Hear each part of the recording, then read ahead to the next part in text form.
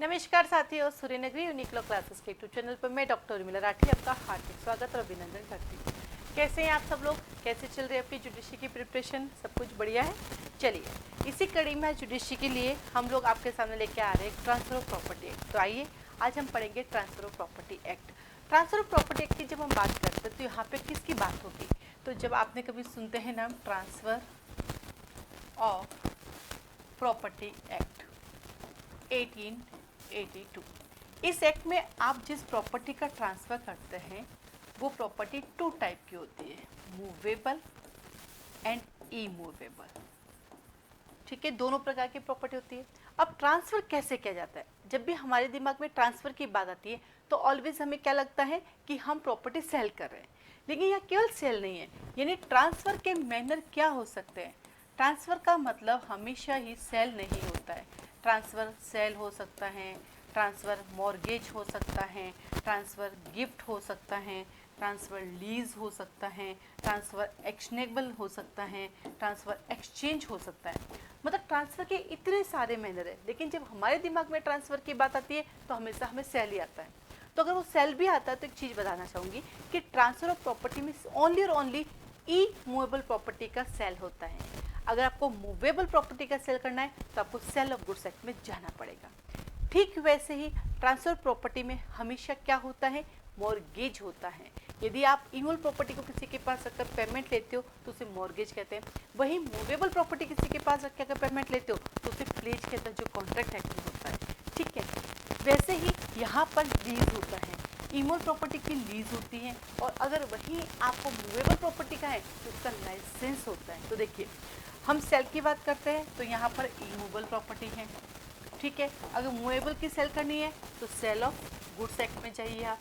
ठीक है, अगर हम मॉर्गेज की बात करते हैं तो ई मूवेबल प्रॉपर्टी है, और इसी के जैसा ट्रांजेक्शन मूवेबल का करना है तो हमें जाना पड़ेगा प्लेज में। प्लेज यानी गिरवी, जो कॉन्ट्रैक्ट एक्ट में। गिफ्ट जो है मूवेबल ई मूवेबल दोनों का यही हो जाता है। गिफ्ट एकमात्र ऐसा कॉन्ट्रैक्ट है कि जिसके अंदर कंस्टिट्यूशन नहीं है फिर भी वैलिड है, जबकि कॉन्ट्रैक्ट एक्ट क्या कहता है कि वही कॉन्ट्रैक्ट वैलिड है जिसमें कंसिडरेशन होता है। लेकिन गिफ्ट में कंसिडरेशन नहीं है फिर भी वैलिड है, क्योंकि यदि गिफ्ट में कंसिडरेशन हो गया तो गिफ्ट रहेगा ही नहीं, वो क्या बन जाएगा? वो तो हमारी सेल बन जाएगी। ठीक है, उसके बाद आता है तुम्हारे पास लीज। लीज इमूवेबल प्रॉपर्टी का है। लीज जैसे ट्रांजेक्शन अगर मूवेबल का करना होता है तो उसे लाइसेंस कहते हैं, जो हम ईजमेंट एक्ट में पढ़ते हैं। फिर चलते हैं हमारे पास, यहाँ पर चलते हैं एक्शनेबल क्लेम, वो यहीं पर दिया गया है। ये मूवेबल और इमूवेबल दोनों का होता है। फिर आता है एक्सचेंज, ये दो मूवेबल और इमूवेबल दोनों का हो सकता है, क्योंकि एक्सचेंज का मतलब क्या है? या तो दोनों थिंग्स या दोनों मनी। तो आइए ट्रांसफर ऑफ प्रॉपर्टी एक्ट की तरफ चलते हैं। क्या कहता है आपका transfer of property act? Transfer of property act की जब हम बात करेंगे तो सबसे पहले आपका काम है अपने बैरक लीजिए और बैरक को लेके आप उसका चार्ट बना दीजिए। ट्रांसफर ऑफ प्रॉपर्टी एक्ट की according to exam point of view bare act sufficient होते हैं, लेकिन अगर आपको उसका और एक्स्ट्रा नॉलेज चाहिए तो आप इसके लिए कमेंट्रीज यानी बुक खरीद सकते हैं। बहुत सारी बुक्स आती है, कोई भी बुक ले लीजिए, सब एक जैसी है और अच्छी बनी हुई है, बट ये है वो बुक जो आप लेकर आएंगे वो आपके एग्जाम में उतनी काम नहीं आएगी। लेकिन अगर मैं बात करती हूँ बिहार की, मैं बात करती हूँ यूपी की, तो वहाँ पे गाइड्स जो आती हैं परीक्षा मंथन जैसे कि, तो वैसे मैन के लिए ला सकते हैं, क्योंकि वहाँ पे बैरक सफिशिएंट नहीं है। लेकिन वही मैं बात करती हूँ महाराष्ट्र की, गुजरात की, एमपी की, राजस्थान की, तो वहाँ पे बैरक अपने आप में सफिशिएंट है, वहाँ बुक्स लाने की आपको ज़रूरत नहीं होती है। ठीक है, चलिए बात करते हैं हम लोग ट्रांसफर प्रॉपर्टी एक्ट में टोटल कितने चैप्टर्स हैं। तो टोटल चैप्टर आपके पास आते हैं इसमें 8। टोटल चैप्टर इसके अंदर 8 हैं। टोटल सेक्शन 137 है। इसके अंदर एक स्केड्यूल है। इसका एक्सटेंड होल ऑफ इंडिया में है। जब भी हम होल ऑफ इंडिया की बात करते हैं तो हमारे दिमाग में आता है 31 अक्टूबर 2019, लेकिन मैं आपको बता दूं कि टीपी एक्ट तो पहले दिन से जम्मू एंड कश्मीर में है, यानी जब भी बना था तब से भी JNK में है, तो इसके लिए आप 31 अक्टूबर मत लिखना। देन इस पर सिग्नेचर को हुए थे 17 फरवरी, 17 फेब 1882 को इस पर सिग्नेचर हुए थे, और इसका कमेंसमेंट कब हुआ था? 1 जुलाई को हुआ था। कब हुआ था इसका कमेंसमेंट? 1 जुलाई 1882। ठीक ऐसा हमारे पास एक और एक्ट है 1882 का, उसको बोलते हैं ईजमेंट एक्ट, और जो ईजमेंट एक्ट है वो भी 1 जुलाई 1882 को आया है।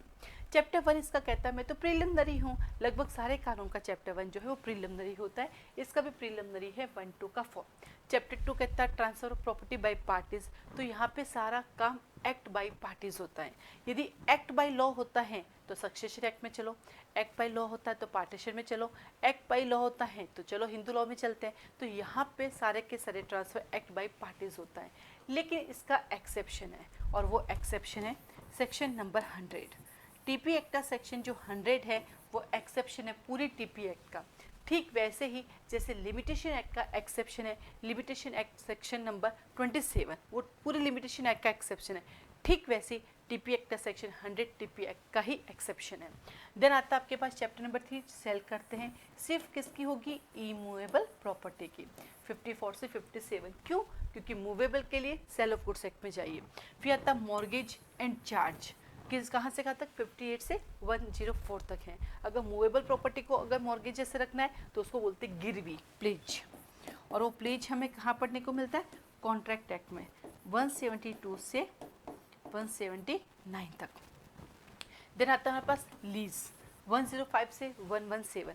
इमूवेबल प्रॉपर्टी को जब किसी पर्पस के लिए किसी के पास रखा जाता है दैट इज अ लीज, अगर वही मूवेबल प्रॉपर्टी किसी पर्पस के लिए लिया जाता है तो उसको बोलते हैं लाइसेंस, और ये लाइसेंस कहाँ पढ़ते हैं, ईजमेंट एक्ट में 105 से 117। देन आता है एक्सचेंज, या तो दोनों मनी और या फिर दोनों थिंग्स, 118 से 121। जैसे मैंने आपको 2000 रुपीज़ का नोट दिया, आपने मुझे 100 के रिटर्न किए, दैट इज़ अ एक्सचेंज।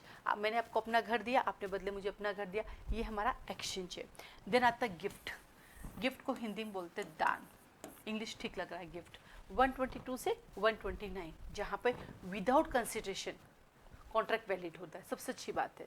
और गिफ्ट ऑलवेज रजिस्टर्ड होगा यदि वो इमूवेबल है, चाहे वो कितने रुपए का क्यों ना, उससे कोई फर्क नहीं पड़ता है।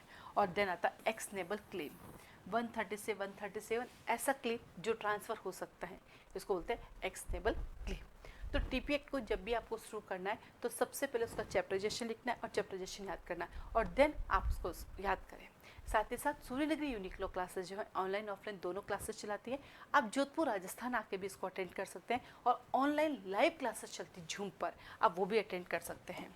हमारे ऑनलाइन लाइव क्लासेस चलती है झूम ऐप पर, क्लास की क्या फ़ीस है, क्या ड्यूरेशन है, वो सब के बारे में इंफॉर्मेशन के लिए आप हमें कॉल मैसेज कर सकते हैं 9950574460। Lower judiciary, higher judiciary, India के सारे स्टेट की यहाँ पे होती हैं, सारी टेस्ट सीरीज अवेलेबल है, मॉक टेस्ट अवेलेबल है। किसी भी इन्फॉर्मेशन के लिए आप इस नंबर पर कॉल या व्हाट्सएप मैसेज करके इन्फॉर्मेशन ले सकते हैं। आज के लिए धन्यवाद।